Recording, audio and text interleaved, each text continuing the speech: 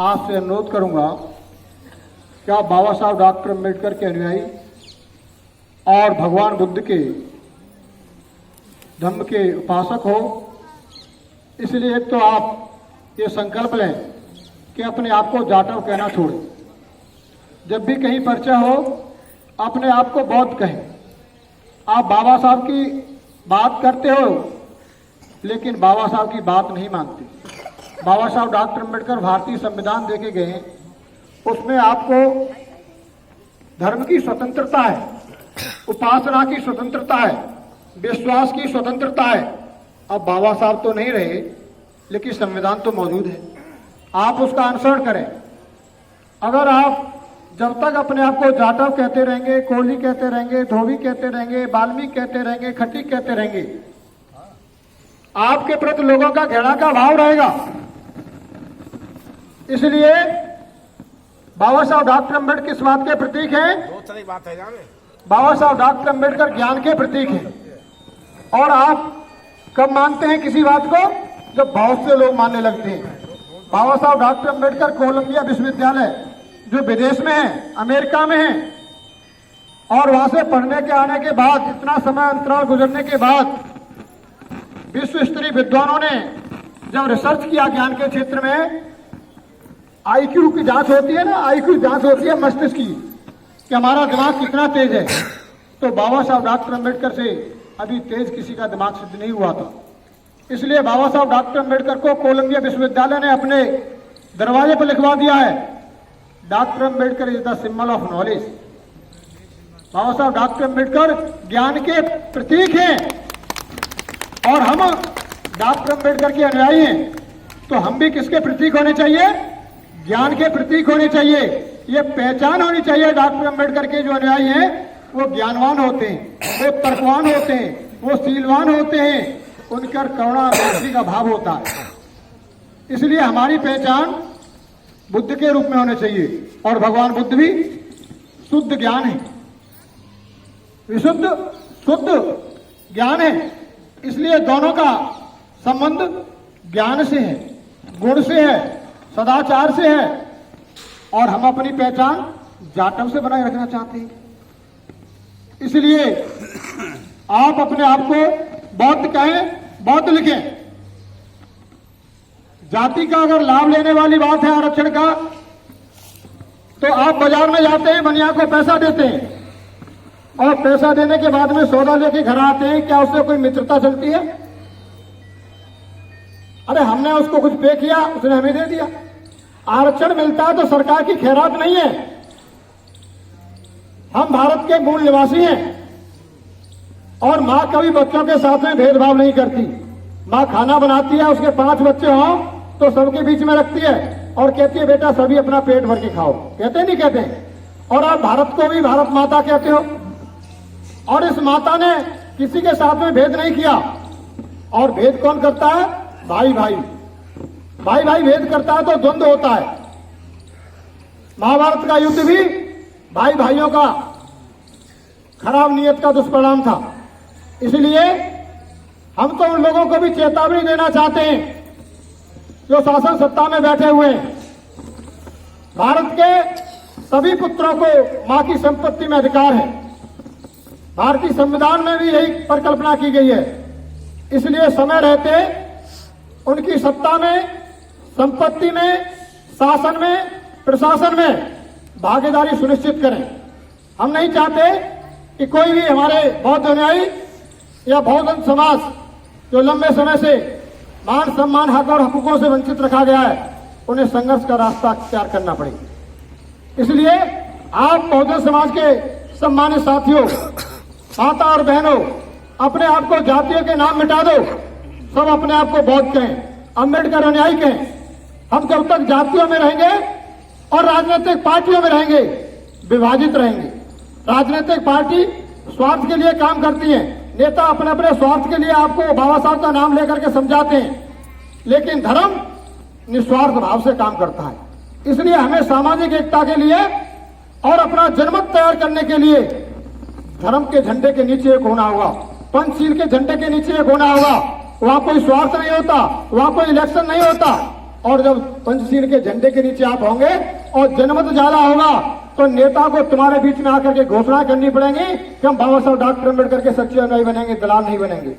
हम भगवान बुद्ध के रास्ते पर ही चलेंगे, उनकी 22 प्रतिज्ञा के खिलाफ नहीं जाएंगे। ये उन्हें घोषणा करनी पड़ेगी। आपको उन्हें घोषणा कब करनी पड़ेगी? जब पंचशील के झंडे के नीचे आप होंगे। इसलिए आपको पंचशील के झंडे के नीचे होना है। इसी संकल्प के साथ में हमारा लक्ष्य है धम्मगोष्ठी के माध्यम से हम आज घोषणा करना चाहते हैं कि नाराज के लोग, बैठी हुई माता और बहनें, ये प्रथम पुरुष होंगे जो भारत को बौद्ध में ले जाने के लिए नाराज से पहली भूमिका अदा करेंगे। आप लोगों का यह कारवां यहां रखने वाला नहीं है। आपने पवित्र आत्मा से शुभारंभ किया है। हम बाबा साहब का जो मिशन बौद्ध में भारत है उसको किसी भी तरीके से पीछे नहीं छोड़ेंगे। हम भारत को बौद्ध में बनाएंगे। इसके लिए हमने संकल्प लिया है और ये इस नाराज की पानी की टंकी के नीचे से शुभारंभ हो चुका है। अभी तो आपका सोशल मीडिया से पूरे देश में जा रहा है, धीमे धीमे गांव गांव बस्ती गली में जाएगा और हमारा प्रत्येक माता और बहनें इस संकल्प के साथ में कि मैं बौद्ध हूं, बौद्ध धर्म का प्रचार और प्रसार करेंगे। इसी के साथ में मैं भगवान बुद्ध की पवित्र वाणी को आपके बीच में शुभारंभ करता हूं। ध्यानपूर्वक सुनने का कष्ट करें। भगवान बुद्ध ने जब अपने नए धर्म की खोज कर ली, चिंतन और मनन के बाद में इस निष्कर्ष पर पहुंचे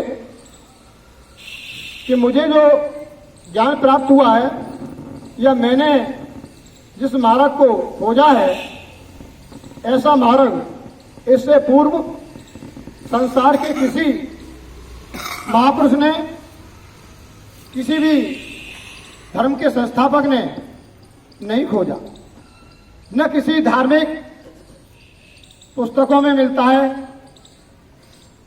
इसलिए लोग दकियानुसी बने हुए हैं। लोग मानसिक रूप से स्वतंत्र नहीं है।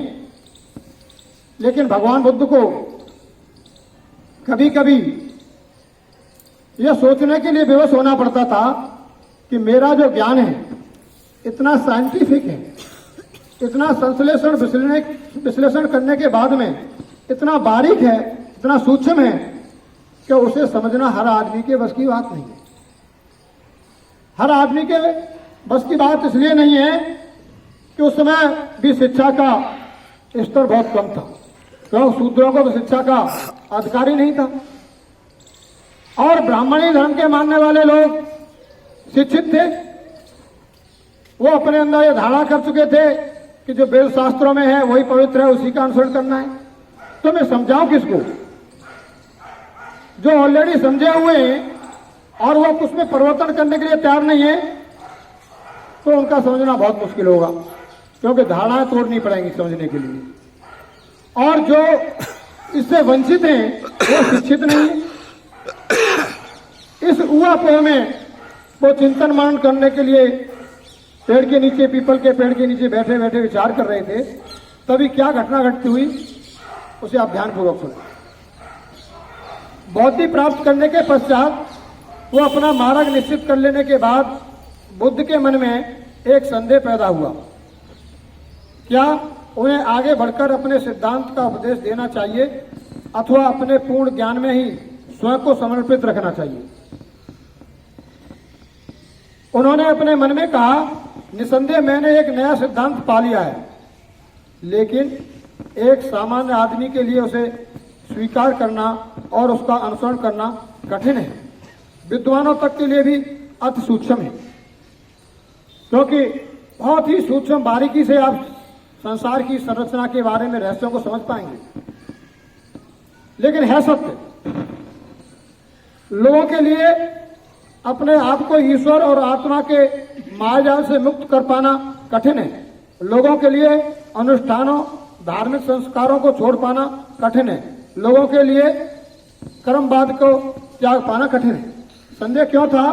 कि सभी के अंदर धारणा है, और यह 2.5 साल पहले भी थी, और बाबा साहब डॉक्टर अम्बेडकर के अनुयायी बनने के बाद भी हम अनुयायी ऐसे नहीं बन जाते कि उनके मार्ग पर न चले, उसे समझे नहीं, चिंतन मन न करें, नाम लेने से नहीं होते। आज भी हम इस सिद्धांत से कितना मतलब जो है विमुक्त हो चुके हैं। कैसे? ईश्वर और आत्मा से। आज भी हम ईश्वर और माया जाल में फंसे हुए आत्मा परमात्मा की बात करते हैं और अनुष्ठानों के बिना हमारी नहीं निठ पाती। हमें जागरण बजवाना ही है, हमें ज्योत बजवानी है जारवीर की, हमके नगरकोट को जाना ही है। करौली वाणी ने बोल दिया है। ये क्या हम इससे मुक्त हो पाए? क्या आप अपने आप को सच्चा अम्बेडकरवादी कह सकते हैं? तो कर्मवाद को त्याग पाना कठिन है कि भाई हमारी बदहाली तो कर्म के पूर्व फलों का परिणाम है।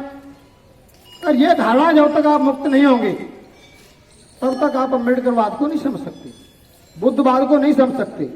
आपकी केवल जो है रटंत विद्या होगी। जैसे तोता को जो सिखा दिया जाता है वही बोलता है। ये काम तो साधारण सी मशीन करती है। हमारे मोबाइल में कुछ फीड कर दो, 4 दिन बाद ही वही सुन लो, रोज वही सुन लो। फिर आपका विवेक कहाँ गया? विवेक उसे कहते हैं उसमें फीड करने की जरूरत नहीं, वो स्वयं जनरेट हो, वो स्वयं उत्पादन करने लगे और विवेक से सत्य और असत्य का विश्लेषण करने लगे। लोगों के लिए आत्मा की नित्यता में अपना विश्वास को छोड़ पाना और भी मेरे सिद्धांत के मानना कठिन है। आत्मा का कहीं कोई स्वतंत्र अस्तित्व नहीं है और मरने के बाद भी नहीं रहती। जब भगवान बुद्ध ने आत्मा के सिद्धांत को त्याग दिया, बाबा साहब डॉक्टर अंबेडकर ने त्याग दिया, और आप शिष्य कितने ज्ञानी हैं? अरे बाबा साहब कहेंगे कहते रहेंगे, बुद्ध कहेंगे कहते रहेंगे, हमसे ज्यादा ज्ञानी थोड़ी है। हमारा ज्ञान ज्यादा पक्का है, इसलिए हम गली गली में प्रचार करते हैं और बाबा कहते हैं बाबा साहब अमर रहे। यानी इतना विरोधाभासी बात करते हैं, ये भी नहीं सोच पाते। अगर आप बाबा साहब को ज्ञानी मान रहे हैं, बाबा साहब को अपना शास्त्रा मान रहे हैं, बुद्ध को मान रहे हैं, तो सच्चे अनुयायी का कर्तव्य है कि जो हमारे आका ने कह दिया वो सर्वदा सत्य है। इसलिए कोई तर्क की बात कहने की जरूरत नहीं है।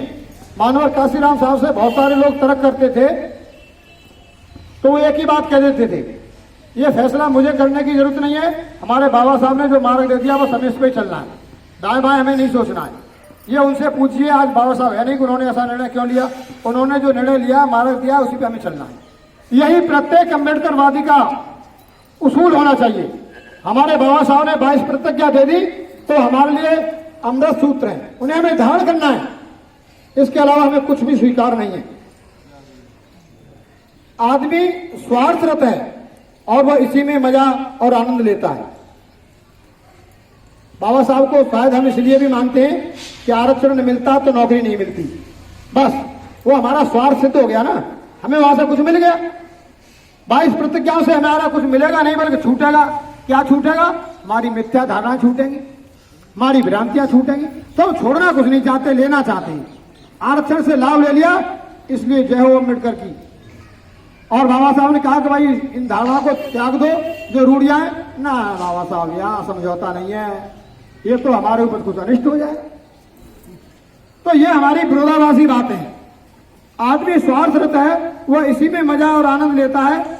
लोगों के लिए मेरे न्याय संगत सिद्धांत का स्वार्थपरता के ऊपर रहकर स्वीकार कर पाना कठिन है। ये संदेह भगवान बुद्ध भी कह रहे हैं। यदि मैं अपने सिद्धांत का उपदेश दूं और दूसरे इसे समझ न सकें अथवा इसका गलत अर्थ लगा लें और इसे स्वीकार न करें और स्वीकार करके तदनुसार आचरण न कर सकें, तो इससे दूसरों को भी व्यर्थ की थकावट होगी, मुझे भी व्यर्थ की परेशानी होगी। वो भी इसी धुनामुनी में थे कि मैं समझाऊं, लोग न समझे तो मेरा भी समय बर्बाद होगा। इससे तो अच्छा है कि मैं अपने ही ज्ञान में और प्रगाढ़ता लाऊं, अपने में रत रहूं, अपनी मुक्ति के मार्ग पे ही आगे बढ़ता रहूं। और अगर मैं करूं तो लोग समझे। आपने भी देखा है, या बहुत से निराशावादी लोग कह के चले जाते हैं, अरे आप कितने सुधार लो, ये सुधरने वाले नहीं है, ये नाराज है। ये ऐसा क्यों कहते हैं? उनके अंदर धारणा बनी हुई है, वो नित्य प्रयास नहीं करना चाहती। लेकिन अगर आप नित्य प्रयास करेंगे और आप जैसा बोलेंगे वैसा करेंगे, अपने आचरण पर चलेंगे, तो निश्चित ही प्रभाव पड़ेगा। मनुष्य चेतनशील है, इसे जागृत करने की जरूरत है। हमारे पूज्य भंते जी ने बहुत कम धम्म प्रेमियों के साथ में वंदना शुरू की, लेकिन धीमे धीमे नित्य जो है संख्या बढ़ती जा रही है।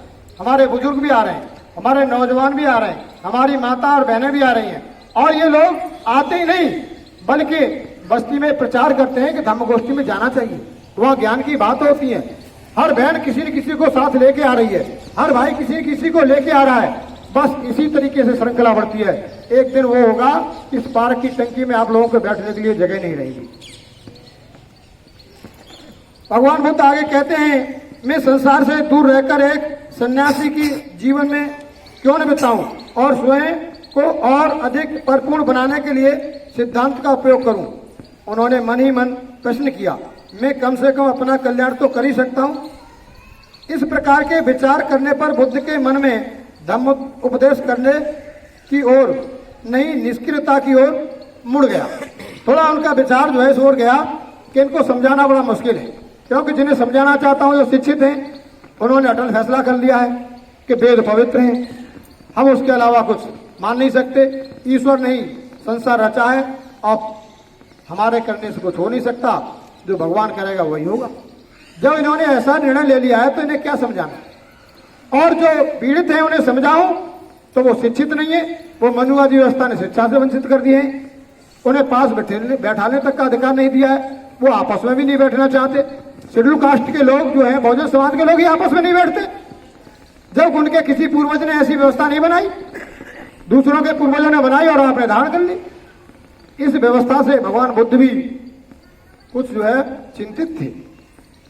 तब यह जानकर कि बुद्ध के मन में क्या विचार उठ रहा है, ब्रह्मा यह हिंदुओं के ब्रह्मा से अलग है। संपत ने सोचा वास्तव में संसार नाश होने जा रहा है, वास्तव में संसार विनाश को प्राप्त होने वाला है। ये तथागत सम्यक संबुद्ध निष्क्रिय हो जाते हैं और अपना धम्मदेशना नहीं देते। यहाँ भगवान बुद्ध इस किंकित विमूढ़ में थे, तभी एक ब्रह्मा नाम का व्यक्ति था। और ब्रह्मा से मतलब ब्रह्मा विष्णु महेश से नहीं है, ये हिंदू धर्म ग्रंथों से ब्रह्मा से अलग का नाम है। जैसे आज भी अपने बच्चे का नाम एक महेश रख लेते हैं, और महेश हो सकता है प्रोफेसर हो जाए, ज्ञानी हो जाए, रिसर्च स्कॉलर हो जाए, तो वो दूरदृष्टा हो सकता है। इसी तरीके से ब्रह्मा नाम का एक व्यक्ति था, और वो असाधारण व्यक्ति था। साधारण नहीं, असाधारण, यानी जो साधारण मनुष्यों से ज्ञानवान हो। और जो ज्ञानवान लोग होते हैं, किसके मस्तिष्क में क्या घटित हो रहा है उसे लेकर के कभी कभी विचार करते हैं, और चिंता भी होती है कि अगर ये ज्ञानी पुरुष हमारे बस्ती में आकर के भी अगर कुछ कह जाए तो हमारा भी कल्याण हो सकता है। इसी तरीका से ब्रह्मास्त्र नाम का एक व्यक्ति था, तो उसने सोचा कि भगवान बुद्ध को ज्ञान तो प्राप्त हो गया है, लेकिन वो धम्म प्रचार नहीं करना चाहते, उपदेश नहीं देना चाहते। तो उसे चिंता हुई। जैसे मानवर काशीराम साहब ने बहुजन समाज को जागृति का अभियान चलाया, या बाबा साहब डॉक्टर अम्बेडकर ने दलितों के मुक्ति का जो अभियान देश में चल रहा था, तो जगह जगह के लोग जो हमारे में अगुआ थे वो ये सोचते थे कि बाबा साहब डॉक्टर अम्बेडकर एक बार आगरा भी आ जाए, बाबा साहब डॉक्टर अम्बेडकर एक बार लखनऊ आ जाए, मानवर काशीराम साहब एक बार नाराज में आ जाए। सोचते थे क्यों? वो जानते थे कि उनका ज्ञान इतना उच्च श्रेणी का है कि हमारे लोगों में भी चेतना पैदा होगी। इसी तरीका से ब्रह्मास्पति नाम का एक ऐसा जागरूक व्यक्ति था कि उसके अंदर भी करुणा दया थी कि सदियों से जो वंचित बहुजन वर्ग है, शायद शास्त्रा अपना मार्ग इनको बता दे तो इनका भी कल्याण हो जाए। इसलिए वह उनके सामने उपस्थित हुआ। प्रकट मतलब होने का मतलब है उपस्थित हुआ। ऐसा नहीं है कि कोई पेड़ पर रहने वाला दानव था। जैसे हमारे ठेकेदार जी हैं और हमारे पूज्य भंते जी, पता लगा कि वहां रह रहे हैं या नहीं आ पा रहे, तो कभी कभी कहते हैं नहीं चलो भंते जी आपके आने से कुछ वहां जनता का हित होगा। तो कौन पूछेगा? साधारण आदमी नहीं, ठेकेदार जी, क्योंकि वे जागरूक हैं, वो ब्रह्म मुहूर्त में जगते हैं, समाज के बारे में सोचते हैं, स्वयं प्रज्ञावान है। इसी तरीके से ब्रह्मा नाम का एक महापुरुष था। इस प्रकार चिंतित होकर वह ब्रह्मास्पति ब्रह्म प्रदेश छोड़कर बुद्ध के सामने प्रकट हुआ। आकाश से नहीं आया, वो ब्रह्म प्रदेश में रहता था। अपने वस्त्रों को एक कंधे पर रखकर वह नीचे झुका और हाथ जोड़कर बोला, आप अब सिद्धार्थ गौतम नहीं है, आप बुद्ध हैं, आप सम्यक संबुद्ध हैं, आप तथागत हैं। आप संसार के प्रबुद्ध करना कैसे अस्वीकार कर सकते हैं? आप गलत मार्ग पर चल रहे लोगों की रक्षा करना कैसे अस्वीकार कर सकते हैं? ये उसी तरीके से विनय कर रहा है जैसे आपके बीच में कोई बच्चा पढ़ते पढ़ते एमए एमएससी कर ले और उसके बाद में पीएचडी कर ले और उसका किसी बड़ी यूनिवर्सिटी में नियुक्ति हो जाए और वहां अपने अंडर में अपने अधीनस्थ रख करके कुछ बच्चों को रिसर्च कराता हो और उसकी आप तारीफ सुन लें तो आप खुद उसके पास चल के जाएंगे और कहेंगे भाई अब आप साधारण बालक नहीं है जो नराज में रहने देते थे, अब आप प्रोफेसर हैं और हेड ऑफ द डिपार्टमेंट है किसी विभाग के, आपके अंडर में सैकड़ों बच्चे पीएचडी कर रहे हैं और आप ऐसा कैसे सोच सकते हैं कि जिस नराज में पले हों बड़े हों हमारा प्यार दुलार मिला हो और आप हमें वंचित कर दें? आप तो निश्चित ही करुणामान है, आएंगे हमें जरूर ज्ञान देंगे। तो बच्चा क्या करेगा? आपके आग्रह को सुन लेगा, भले ही आपके बीच में से गया है, उसकी नियुक्ति बम्बई में हो जाए चाहे मद्रास में हो जाए और आपको लगा कि हमारा बच्चा इतना ज्ञानवान हो गया है कि उसके ज्ञान से हमारी युवा पीढ़ी प्रवर्तित हो रही है, तो आप जरूर अनुरोध करने के लिए जाएंगे और वो आपके आग्रह को समझेगा, क्योंकि ऐसे लोग करुणावान होते हैं, लोग कल्याण के लिए काम करते हैं। यही भगवान बुद्ध की स्थिति थी। तो वो ब्रह्मास्पति यही अनुरोध कर रहा है कि आप कैसे विमुख हो सकते हैं? अब आप तथागत गौतम नहीं है, अब आप बुद्ध हो गए, सम्यक संबुद्ध हो गए। इस समय संसार में आपके मुकाबले कोई ज्ञानवान करुणावान दयावान नहीं है, इसलिए आप पीड़ित मानवता से के कल्याण के कार्य करने से कैसे वंचित हो सकते हैं? आप निश्चित ही मेरा आग्रह स्वीकार करेंगे, ऐसा वो ब्रह्मास्पति आग्रह कर रहा है। बहुत से प्राणी हैं जो मलिनता से भरे हैं, धम्म उपदेश सुनकर के कारण पतित हो रहे हैं। ब्रह्मास्पति ने आगे कहा, भगवान आप जानते हैं कि प्राचीन काल में मगध के लोगों के बीच एक पुराना दोषपूर्ण धर्म पैदा हुआ था जिसमें बहुत बुराइयां थी। भगवान क्या आप उन लोगों के लिए अमृत द्वार नहीं खोलेंगे? जैसे कोई एक पथरीले पर्वत के शिखर पर खड़ा हुआ अपने चारों ओर नीचे खड़े हुए लोगों को देखता है, उसी तरह से प्रज्ञा के शिखर पर पहुंचकर दुख मुक्त भगवान नीचे की ओर उन लोगों की ओर देखो जो दुख के सागर में डूब रहे हैं। हे नायक, हे बुद्ध विजेता सार्थक, हे जन्म चक्र के मुक्त संसार को और अग्रसर हो उन्हें विमुख करें। हे भगवान, आप अपने करुणामयी स्वभाव से देवता और मनुष्यों को सद्धम का उपदेश दें। देवता माने ये नहीं होते कि मतलब जो है दिखाई नहीं देते, देवता का मतलब होता है श्रेष्ठ मनुष्य। उस समय देव की उपाधि उस श्रेष्ठ मनुष्यों को दी जाती थी जो साधारण मनुष्य से असाधारण होते थे, ज्ञानवान होते थे। बुद्ध ने उत्तर दिया, हे मनुष्यों में श्रेष्ठ और प्रसिद्ध ब्रह्म, यदि मैंने उपदेश देने का संकल्प नहीं किया तो इसका कारण यह है कि मैंने उत्पीड़न का अनुभव तो किया है, किंतु मेरे धम्म सिद्धांत को लोग समझ नहीं पाएंगे। यह जानकर कि संसार में इतना अधिक दुख है, दुख ने यह अनुभव किया